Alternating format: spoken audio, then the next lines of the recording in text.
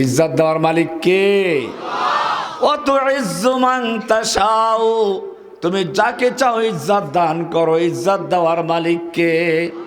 ওয়াতুযিল্লু মান তাশাউ, তুমি যাকে ইচ্ছা অপমান করো, অপমান করার মালিক কে? বিয়াদিকাল খায়র ইন্নাকা আলা কুল্লি শাইইন কাদির, সব ক্ষমতার মালিক কে? লা ইলাহা, কয়টা অংশ বললাম? দুইটা। লা ইলাহা মানে বর্জন করা, ইল্লাল্লাহ মানে গ্রহণ করা। লা ইলাহা মানে হলো খালি করা, ইল্লাল্লাহ মানে হচ্ছে পূরণ করা। লা ইলাহা মানে হচ্ছে নফি করা, না করে দেওয়া। ইল্লাল্লাহ হচ্ছে ইসবাত করা, হ্যাঁ করা, গ্রহণ করা। লা ইলাহা বলে কাকে না করছো? পরিষ্কার হয়ে গেল সমস্ত ক্ষমতার মালিক আমি, না করলাম কোনো ক্ষমতার মালিক কেউ নেই, সব ক্ষমতার মালিক কে? এবারে আইন বিধান দেওয়ার মালিকও কে? কোরআন পরিষ্কার বলছে আমাদের সৃষ্টি করেছেন কে? আইন দেওয়ার মালিক কে? আলা লাহুল খালকু ওয়াল আমর, জেনে রাখো সৃষ্টি যার, আইন চলবে কেবল তার। আল্লাহ আমাদের জন্য আইন দিয়েছেন না? সে আইনের কিতাবের নাম কি জানেন? কোরআন। قد جاءكم من الله نور وكتاب مبين, আল্লাহ রাব্বুল আলামিন বলেন তোমাদের চোখ দিয়ে দেখতে হলে যেমন আলোর প্রয়োজন, চোখের পাওয়ার যত ভালো হোক না কেন, যদি চোখের সামনে কোনো আলো না থাকে, সূর্যের আলো, চাঁদের আলো, তারকার আলো, মোমবাতির আলো, বিদ্যুতের আলো, কোনো প্রকার আলো যদি তোমার চোখের সামনে না থাকে, তোমার চোখের পাওয়ার যত ভালো হোক না কেন কিছুই দেখতে পাবে না। ঠিক তেমনি ভাবে তোমার একটা বিবেক চক্ষু আছে, জ্ঞান চক্ষু আছে। এই জ্ঞান চক্ষু দিয়েছি তুমি আল্লাহকে চেনার জন্য, তোমার স্রষ্টাকে জানার জন্য, স্রষ্টার বিধানকে জানার জন্য। কিন্তু যদি তোমার চোখের সামনে জ্ঞান, চোখের সামনে কোরআনের আলো না থাকে, যত বড় বিজ্ঞানী হও, তুমি বানর হতে পারো, উল্লু ভল্লু হতে পারো, শিম্পাজি হতে পারো, ওরাং ওটাং হতে পারো, তুমি বাঘ ভল্লুক হতে পারো, মানুষ হতে। কোরআন সুন্দর করে বলেছে আর রহমান কার নাম? আল্লামাল কোরআন, শিক্ষা দিয়েছেন কোরআন। খালাকাল ইনসান, সৃষ্টি করেছেন মানুষ। উল্টো হয়ে গেল না? আল্লামাল কোরআন আগে, খালাকাল ইনসান পরে, অথচ মানুষ দুনিয়াতে সৃষ্টি হয় আগে, কোরআন শিখে পরে মক্তবে গিয়ে শিখে। উল্টা হয়ে গেল। ও রব্বুল আলামিন, আমরা তো মানুষ হিসেবে দুনিয়াতে আসি আগে, কোরআন শিখি পরে, আর তুমি তো বললে আল্লামাল কোরআন আগে, খালাকাল ইনসান পরে। আল্লাহ রব্বুল আলামিন বলছেন না আমি ভুল করি নাই, ভালো করে বুঝে দেখো। তুমি যত বড় জ্ঞানী হও, যত বড় মানুষ রূপে হও না কেন, ওই যে দেখো ঢাকা বিশ্ববিদ্যালয় থেকে সর্বোচ্চ ডিগ্রি নিয়ে পাশ করে, তারপরেও পহেলা বৈশাখ এলে বাঘের মুখোশ, ভল্লুকের মুখোশ, হনুমানের মুখোশ, বুতুম পেঁচার মুখোশ পরে তারপরে মিছিল করে, ঠিক কিনা? তারা নিজেরাই জানান দিচ্ছে আমরা যত বড় শিক্ষিত হই না কেন, আমরা কিন্তু আসলে মানুষ না, আমরা কিন্তু বাঘ, ভল্লুক, ভুতুম পেঁচা, হনুমান, বানরের বাচ্চা। ওরা নিজেদেরকে তো বানরের বাচ্চা বিশ্বাস করেই এবারে জাতীয় শিক্ষা সিলেবাসের মধ্যে বানর তত্ত্ব ঢুকিয়ে দিয়ে গোটা জাতিকে বানরের বাচ্চা বানাবার চক্রান্ত করা হয়েছিল। এদেশের তৌহিদি জনতার বাধার কারণে আল্লাহ তাআলা ওদেরকে ধ্বংস করে দিয়েছেন, ঠিক কিনা? ধ্বংস করার মালিক কে? আল্লামাল কোরআন। তুমি যত বড় জ্ঞানী বিজ্ঞানী হও না কেন, যতক্ষণ পর্যন্ত তোমার জ্ঞান চোখের সামনে কোরআনের আলো না জ্বলবে, তুমি যত বড় জ্ঞানী হও, তুমি ভূতুম হতে পারো, তুমি শয়তান হতে পারো, বাঘ ভল্লুক হতে পারো, বানর হতে পারো, মানুষ নও। মানুষ হবে কখন? মানুষ হবে আল্লামাল কোরআন। কোরআন যখন শিখবে, কোরআনের আলো যখন তোমার চোখের সামনে পড়বে, তোমার জ্ঞান চোখের সামনে জ্বলবে, এরপরে তুমি মানুষ হবে খলাকাল ইনসান। বলছিলাম লা ইলাহা ইল্লাল্লাহর মানে হচ্ছে সমস্ত ক্ষমতার মালিক কে? লা ইলাহার মানে হচ্ছে আইন বিধান দেওয়ার মালিক কে? আল্লাহর আইন বিধানের যে কিতাবটা তার নাম কি? এই কোরআন কেন আসলো? কোরআন কি আপনি জিজ্ঞেস করুন, কোরআন বলবে ইন্না আনজালনা ইলাইকাল কিতাবা বিল হক। হে নবী, আপনার প্রতি আমি একটি কিতাব নাজিল করেছি সত্য সহকারে, হকের সাথে। কেন নাজিল করলাম?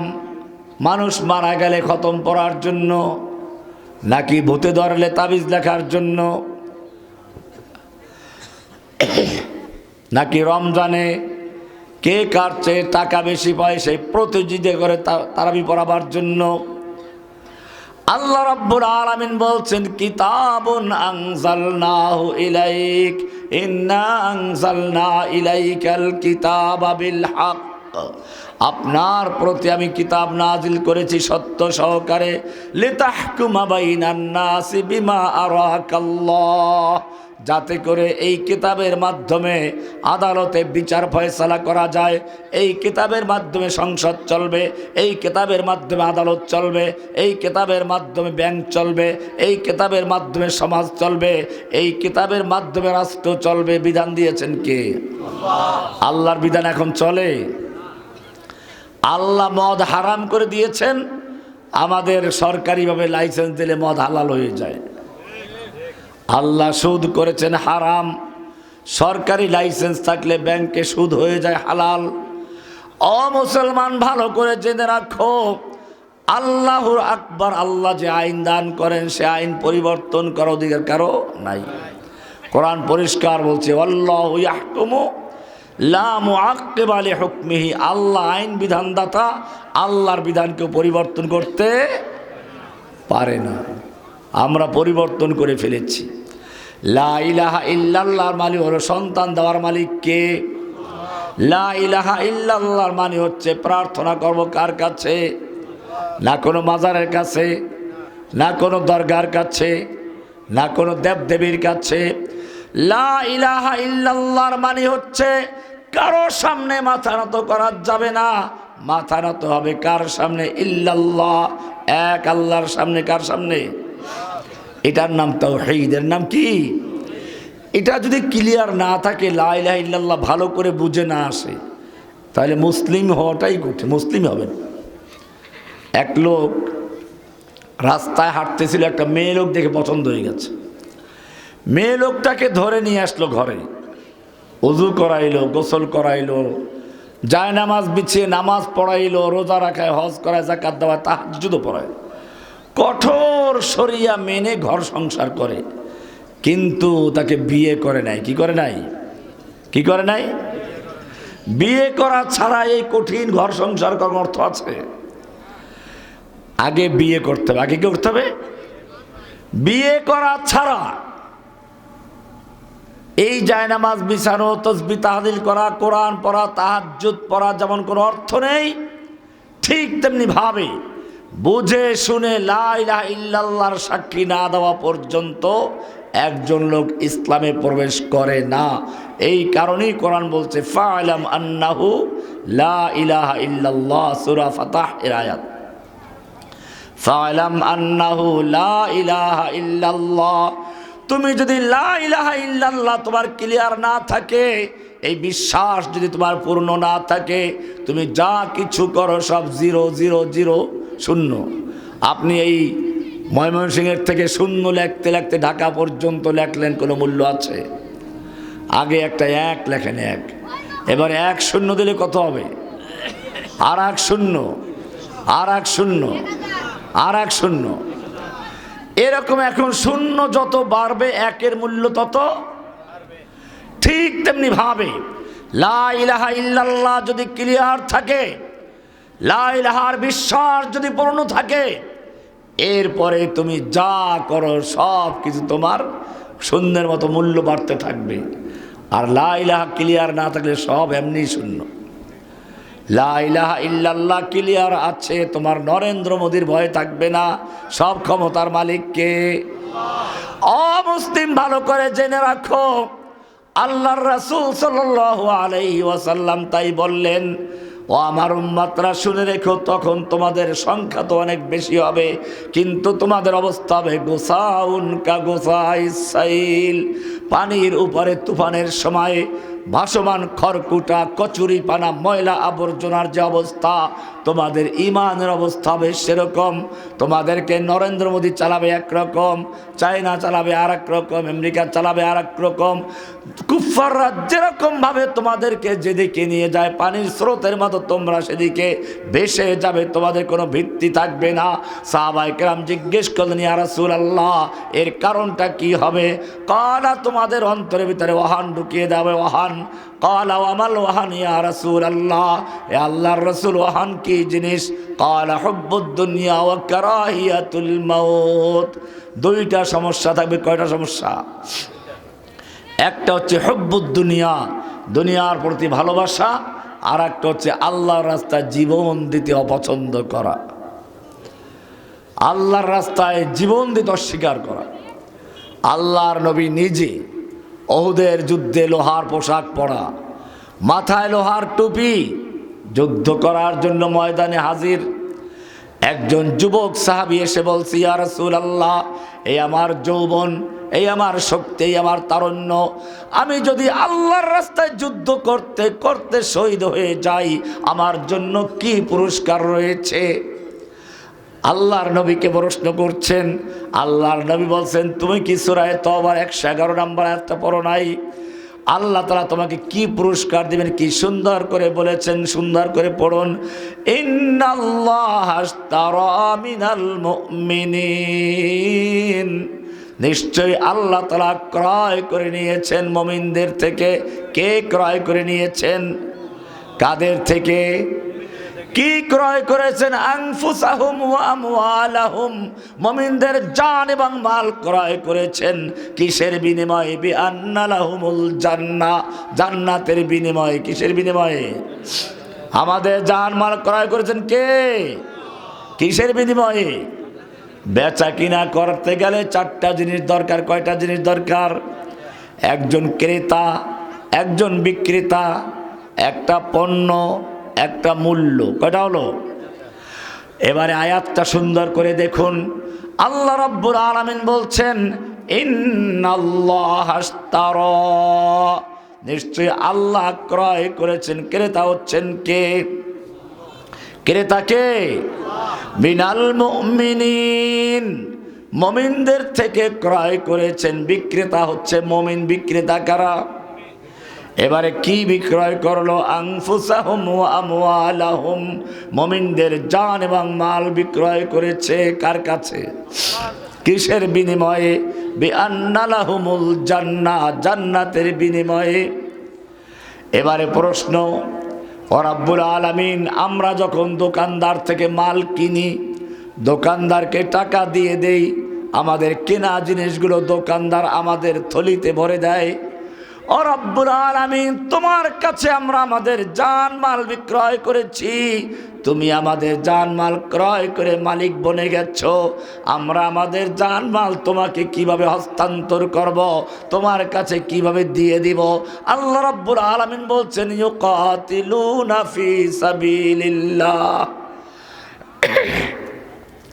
আল্লাহর রাস্তায় তোমরা যুদ্ধ করতে যাও। যুদ্ধের ময়দানে গিয়ে আমার ক্রয়কৃত জানমাল আমার কাছে হস্তান্তর করে দাও। ইউকাতিলুনা ফি সাবিলিল্লাহ ফায়াকতুলুনা ওয়া ইউকতালুন, তারা মারে আর মরে। কি করে? মারে আর মরে। মারে আগে, তারপরে মরে।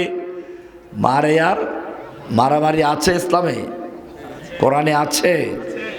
এই মারামারি করে ইসলাম বিজয় লাভ করেছে বদরে, ওহুদে, খন্দকে। অমুসলিম উম্মাহ আল্লাহ রাব্বুল আলামিন পরিষ্কার জানিয়ে দিয়েছেন, কিয়ামতের আগ পর্যন্ত এখনো যদি তোমাদের ইজ্জত ফিরে পেতে চাও, বিজয়ী হতে চাও, তোমাদেরকে তৈরি হতে হবে। আল্লাহর নবী যেইভাবে বিজয় লাভ করেছেন তোমাদেরকেও সেইভাবেই বিজয় লাভ করতে হবে, ঠিক কিনা? হুব্বুদ দুনিয়া ওয়া কারাহিয়াতুল মাউত। আল্লাহর হাবিব ফরমান, এই সময় মুসলিমরা অনেক বেশি হবে, কিন্তু দুনিয়ার ভালোবাসা, দুনিয়ার আকর্ষণ, বাড়ি গাড়ি নারী ইত্যাদি তাদের মধ্যে ঢুকে পড়বে, আল্লাহর রাস্তায় জীবন দিতে চাইবে না।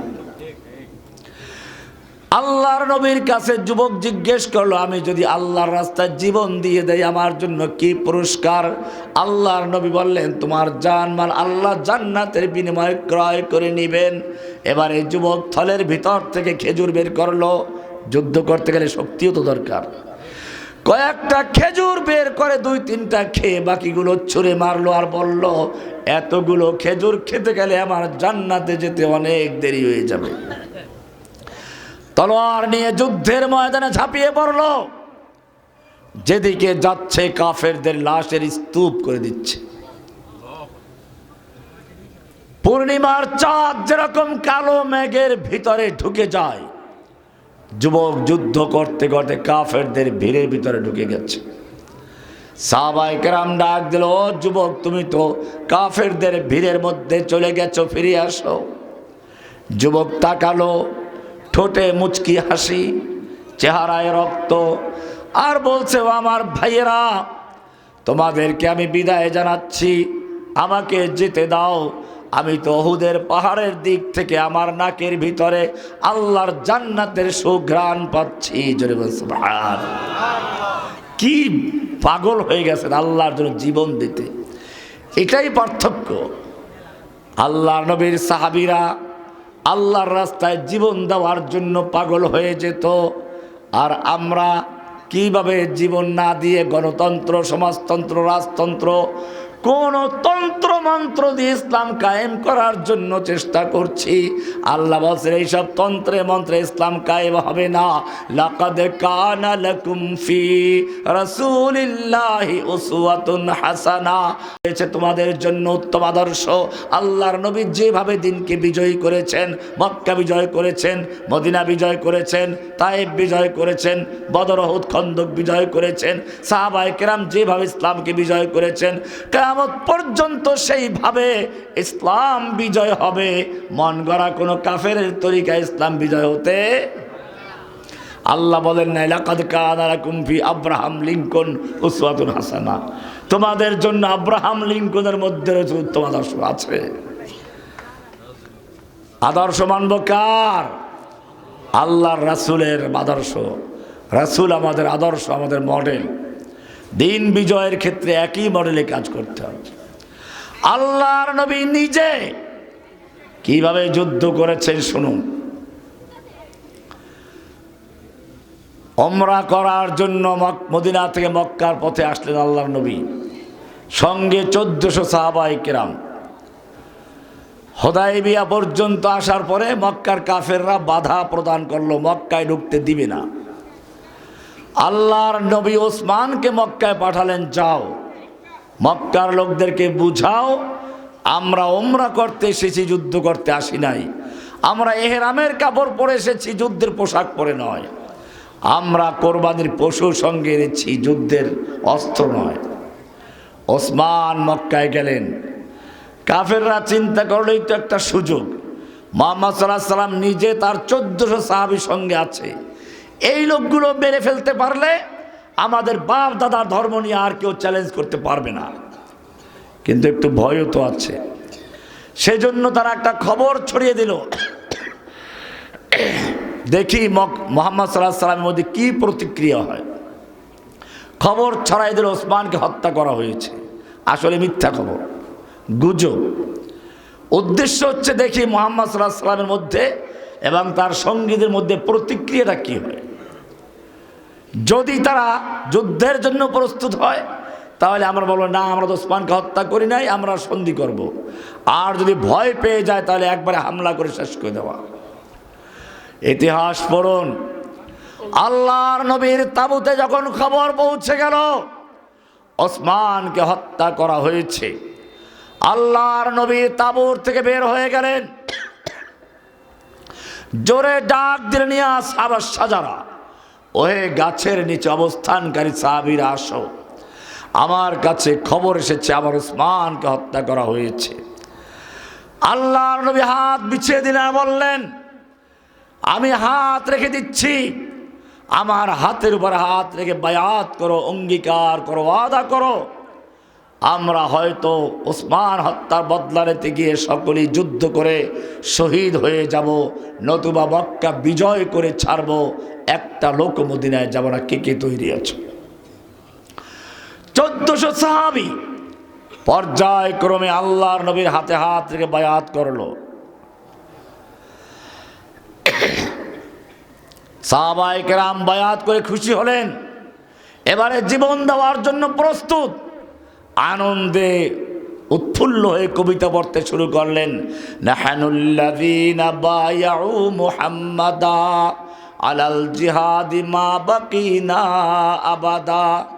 আমরা সে জাতি যারা আল্লাহর নবীর হাতে হাত থেকে বায়াত করেছি, আমাদের দেহের সঙ্গে যতক্ষণ পর্যন্ত রূহ থাকবে, আমাদের দেহের সঙ্গে যতক্ষণ পর্যন্ত মাথা থাকবে, আমরা ততক্ষণ পর্যন্ত যুদ্ধ করব, আমরা যতক্ষণ পর্যন্ত হয়তো আল্লাহর দ্বীনকে বিজয়ী করে ছাড়ব, মক্কা বিজয় করে ছাড়ব, নতুবা শহীদ হব, আমরা কেউ পিছপা হব না। এই মর্মে বায়াত করেছি আল্লাহর নবীর হাতে হাত রেখে। মক্কায় খবর পৌঁছে গেল, ওরা বুঝতে পারলো যে এদের সঙ্গে যুদ্ধ করা যাবে না। এবারে তারা ওসমানকে নিয়ে আসলো, বলে আমরা তো ওসমানকে হত্যা করি নাই, মেহমানদারি করেছি, আমরা সন্ধি করার জন্য প্রস্তুত। সন্ধি হলো।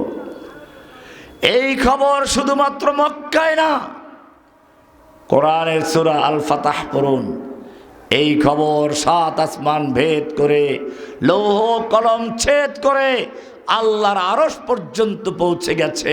আরশ থেকে বাণী নাযিল হয়ে গেছে, লাকাদ রাদিয়াল্লাহু আনিল মুমিনিন।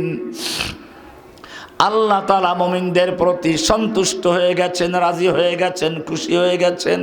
ইয ইউবাইউনাকা তাহতাশ শাজারা, যখন তারা আপনার হাতে হাত রেখে বায়াত করছিল গাছের নিচে বসে, আল্লাহ খুশি হয়ে গেছেন। শুধু রাজি আর খুশি নয়, আল্লাহ রাব্বুল আলামিন আরো সামনে গিয়ে বলছেন 18 নম্বর আয়াত, ইন্নাল্লাযীনা ইউবাইউনাকা, হে নবী আপনার হাতে হাত রেখে যারা বায়াত করেছে, ওরা আপনার হাতে হাত রেখে বায়াত করে নাই, ইন্নামা ইউবাইউনাল্লাহ, ওরা সরাসরি আল্লাহর হাতে হাত রেখে বায়াত করেছে। ইয়াদুল্লাহি ফাওকা আইদিহিম, তাদের হাতের উপরে স্বয়ং আল্লাহর হাত ছিল।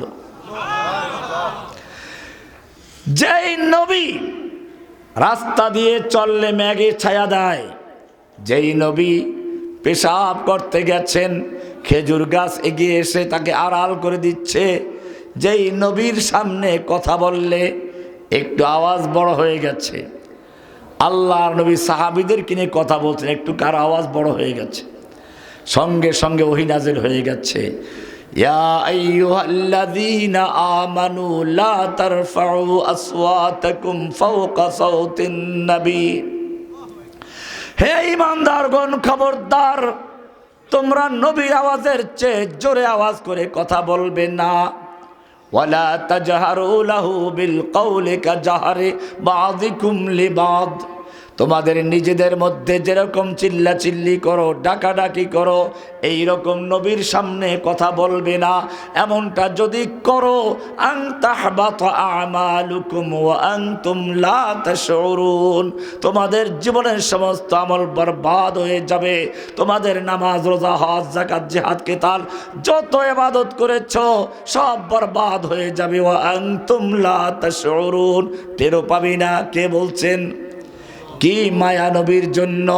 আরো সামনে পড়ো, আল্লাহর নবী রাতে ঘুমিয়ে আছেন, তাহাজ্জুদ পড়তে উঠতে হবে, কি আদর মাখা ডাক দিয়ে আল্লাহ উঠাচ্ছেন, বলছেন ইয়া আইয়ুহাল মুজাম্মিল, ও কামলিওয়ালা, ও চাদরওয়ালা, ওঠো, কুমিল্লাইলা ইল্লা কালিলা, তুমি রাতের বেলা জাগরণ করো, ইবাদত করো, তবে কিছুক্ষণ ঘুমাও। তুমি ইবাদত করতে করতে পা ফুলিয়ে ফেলো না, এত ইবাদত করার দরকার নেই।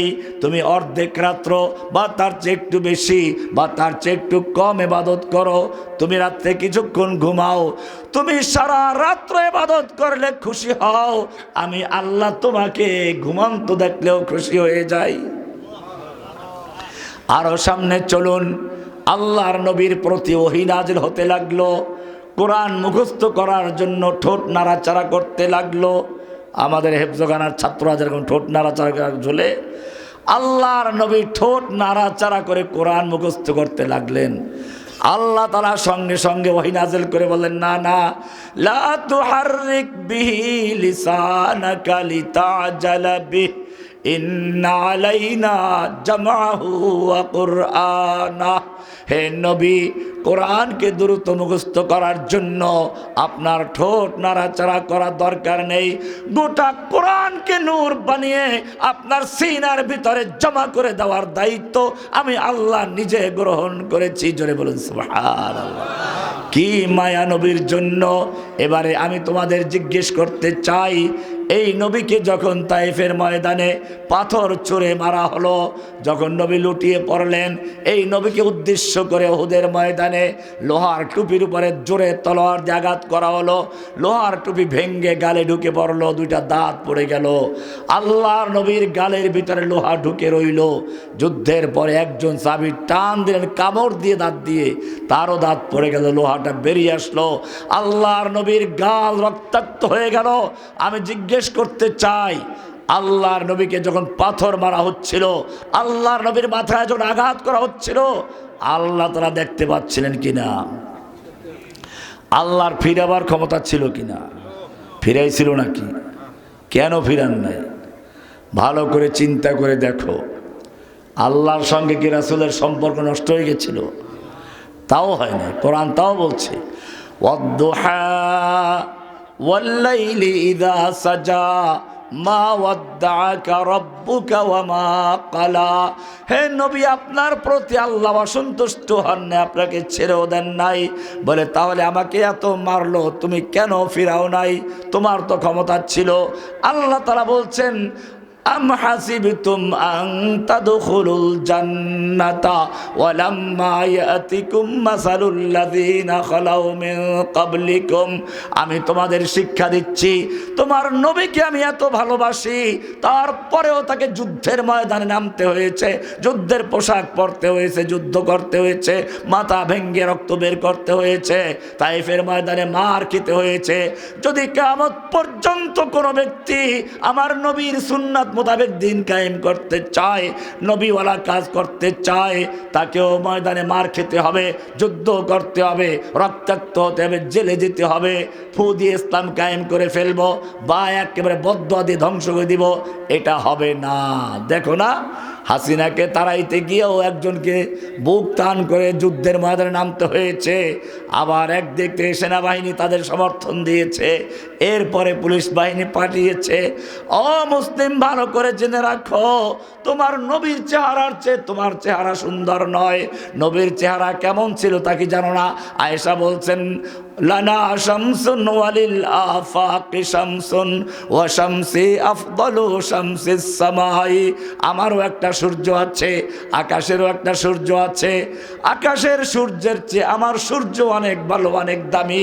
ফাইন্নাশ শামসা তাতলু বাদাল ইশাই ওয়া শামসি তাতলু বাদাল ওয়া শামসি তাতলু বাদাল ইশাই ফাইন্নাশ শামসা তাতলু বাদাল ফাজরি। দুনিয়ার সূর্য উদয় হয়, দুনিয়ার সূর্য উদয় হয় ফজরের পরে, অন্ধকার আলোকিত করে দেয়, ঠিক আছে, কিন্তু আমার সূর্য উদয় হয় অন্ধকারে রাতের সার পরে যখন দুনিয়ার সমস্ত মানুষেরা লুটপাট করা, ধর্ষণ করা, মারামারি করা, হত্যা করা এগুলো তাদের আদর্শে পরিণত হয়েছিল, সেই সময় আমার নবী এসে ওই সমস্ত লোকদের যাদের পথের কোনো দিশা ছিল না, যারা মদ, জুয়া, হত্যা, ধর্ষণ, খুনের মধ্যে লিপ্ত ছিল, তাদের জীবন পাল্টে দিয়ে তাদেরকে শুধু পথের দিশাই দেন নাই, এক একজনকে পথের দিশারি বানিয়ে দিয়েছেন। দুরফেশানি নে तेरी कतरों को दरिया कर दिया, दिल को रोशन कर दिया, आंखों को बीना कर दिया, खुद न थे जो राह पर औरों के हादी बन गए, क्या नजर थी जिसने मुर्दों को मसीहा कर दिया। এত সুন্দর নবী হাসান ইবনে সাবিত আরো সুন্দর করে বলছেন, ওয়া আহসানা মিন কালাম তারা কত্তু আইনি ওয়া আজমালা মিন কালাম তালিদিন নিসাউ, খুলিকতা মুবাররাম মিন কুল্লি আইবি কান্নাকা কদ খুলিকতা কামা তাশাউ। হে নবী, আপনার চেয়ে সুন্দর মানুষ দুনিয়ার কোনো চক্ষু কোনোদিন দেখে নাই, কোনো মেয়ে লোক কোনোদিন আপনার চেয়ে সুন্দর সন্তান জন্ম দেয় নাই। আপনাকে আপনার রব সমস্ত দোষ ত্রুটি থেকে মুক্ত করে এমন ভাবে সৃষ্টি করেছেন, কান্নাকা কদ খুলিকতা কামা তাশাউ, যেমন আপনি চেয়েছিলেন আপনার চাহিদা মতোই আপনাকে সৃষ্টি করা হয়েছিল। এত সুন্দর নবী, এত আল্লাহর ভালোবাসা, এত তাকওয়া, সেই নবীকেও মার খেতে হয়েছে। আর তোমরা সেই রব বাদ দিয়ে ভোটের মাধ্যমে ইসলাম কায়েম করে ফেলবে, জোটের মাধ্যমে ইসলাম কায়েম করে ফেলবে, না না, তা হতে পারে না। আম হাসিবতুম আন তাদখুলুল জান্নাহ, আল্লাহ বলছেন তোমরা কি জান্নাতে এমনি ঢুকে পড়বে? ওয়ালাম্মা ইয়াতিকুম মাসালুল লাযিনা খালাউ মিন ক্বাবলিকুম, অথচ তোমাদের কাছে পৌঁছবে না ওই সকল বিপদ আপদ মুসিবত যা এসেছিল তোমাদের আগের লোকদের প্রতি। মাসাতুহুমুল বাসাউ ওয়াদ-দাররাউ ওয়া যুলজিলু হাত্তা ইয়াকুলার রাসূল ওয়াল লাযিনা আমানু মাআহু মাতা নাসরুল্লাহ, স্বয়ং আল্লাহর রাসূল বলতে বাধ্য হলেন আল্লাহর সাহায্য কবে আসবে। সুতরাং বোঝা গেল আজকে মুসলিম জাতির চতুর্দিক যে মার খাচ্ছে এর কারণ দুইটা। কয়টা কারণ? একটা হচ্ছে আকীদার ক্ষেত্রে লা ইলাহা ইল্লাল্লাহ নাই, বিশ্বাসের ক্ষেত্রে হিন্দুদের আকীদা, খ্রিস্টানদের আকীদা, অমুসলিমদের আকীদা আছে, লা ইলাহা ইল্লাল্লাহ ভালো করে জানাশোনা নাই। দুই নাম্বার হচ্ছে আল্লাহর পথে যুদ্ধ করা, জিহাদ করা, আল্লাহর পথে জীবন দেওয়াটা মানুষ ভুলে গেছে। কিভাবে আরামে আরামে ইসলাম পালন করা যায় এই পথে আছে। জেনে রাখবেন মুসলিমদের বিজয়ের মূল শক্তি ছিল আল্লাহর সাথে সম্পর্ক। কার সাথে সম্পর্ক? জনসংখ্যা দিয়ে, অস্ত্রবল দিয়ে মুসলিম কখনো বিজয় লাভ করে নাই। আপনারা জানেন ওমর বিন খাত্তাবের সময় মুসলিমদের প্রধান সেনাপতি খালিদ বিন ওয়ালিদ যুদ্ধের ময়দানে নামছেন। প্রতিপক্ষ হচ্ছে পারস্য সম্রাটের প্রধান সেনাপতি রুস্তম, 3 লক্ষ সৈন্য তার সঙ্গে আছে। যুদ্ধের আগের রাতে রুস্তম গোয়েন্দা পাঠাইল খালিদ বিন ওয়ালিদের সৈনিকদের তাঁবুতে মুসলিমদের সৈন্য সংখ্যা কত, অস্ত্র কেমন, শক্তি কেমন, প্রস্তুতি কেমন দেখার জন্য। গোয়েন্দারা রাতের বেলা গিয়ে দেখে মুসলমান রাতের বেলায় কি করে, তাহাজ্জুদ পড়ে, আল্লাহর কাছে কান্দে। ওরা গিয়ে দেখলো মাশাআল্লাহ সব কান্নাকাটি করছে। রুস্তমকে গিয়ে বলল, রুস্তম, মুসলিম সৈন্যদের সঙ্গে আমাদের যুদ্ধ করা দরকার নেই, ওরা আমাদের ভয়ে কান্নাকাটি করতে বালিশ ভিজিয়ে ফেলেছে। রুস্তম চিন্তা করলো তাহলে 3 লাখ সৈন্য দরকার নেই, 1 লাখ নিয়ে নামি, 2 লক্ষ রিজার্ভে রাখলো। যুদ্ধ যখন শুরু হলো এক একজন মুসলিম সৈন্যদের হাজার হাজার সৈন্য হত্যা করে যাচ্ছে, লাশের স্তূপ করে দিচ্ছে। রুস্তম বলল যুদ্ধ থামাও। আবার রাতে গোয়েন্দা পাঠালো, আজকেও গিয়ে দেখে ঠিকই তো কান্নাকাটিই তো করে। এইবারে কান্নার কারণটা কিতাব বের করা দরকার। এবারে তারা কান্নার ভাষা বোঝার চেষ্টা করলো। তারা কাঁদছে আর বলছে, রব্বুল আলামিন, আগামীকাল তোমার দুশমনদের সঙ্গে যুদ্ধ হতে যাচ্ছে, ওরা ইসলামকে ধ্বংস করার জন্য মাঠে নেমেছে। আমরা তোমার দিনকে বুলন্দ করার জন্য মাঠে নেমেছি। ও রাব্বুল আলামিন, আমাদের হাতে শক্তি দাও, সাহস দাও। আমরা নিরস্ত্র, আমাদের সংখ্যা কম, কিন্তু তোমার শক্তি নিয়ে তুমি বলেছ যালিকা বিআন্নাল্লাহা মাওলাল্লাযীনা আমানু ওয়া আন্নাল কাফিরিনা লা মাওলা লাহুম। তুমি আমাদের মাওলা আছো। নরেন্দ্র মোদীর কোনো মাওলা নেই, ইহুদিদের কোনো মাওলা নেই, বৌদ্ধদের কোনো মাওলা নেই, তুমি আমাদের মাওলা আছো। ও রাব্বুল আলামিন, তুমি আমাদেরকে এমন শক্তি দাও যেন কুফফারদের হত্যা করে করে লাশের স্তূপ করতে পারি, এমনকি নিজেও যেন শহীদ হয়ে যাই। আমার টুকরো টুকরো লাশ কিয়ামতের মাঠে যেন ওঠে। কিয়ামতের মাঠে যখন উঠব, জখমগুলো তাজা হবে, রক্ত ঝরতে থাকবে। রংটা হবে রক্তের রং, ঘ্রাণ হবে মিশক আম্বারের রং। আল্লাহ আমাকে শক্তি দাও। গোয়েন্দারা বুঝলো, কান্নাকাটি করে ঠিকই, তবে আমাদের ভয়তে নয়, আমাদের মারার জন্য। এইবারে রস্তমকে গিয়ে বলল, রস্তম, মুসলিম সৈন্যদের বিরুদ্ধে যুদ্ধ করে বিজয় লাভ করার স্বপ্ন দেখো না। রস্তম বলল, ব্যাপার কি? মুসলিমদের সৈন্যকে আমাদের চেয়েও বেশি? বলে না, তাদের সংখ্যা অনেক কম। বলে তাহলে কি অস্ত্র বেশি? বলে না, অস্ত্র তো অনেক কম। বলে তাহলে কি তাদের গায়ে শক্তি অনেক বেশি? মানে শক্তিও কম। রস্তম খেপে গেল, অস্ত্র আমার বেশি, সৈনিক আমার বেশি, শক্তি আমার সৈনিকদের গায়ে বেশি, আমাকে ভয় দেখাচ্ছ কেন?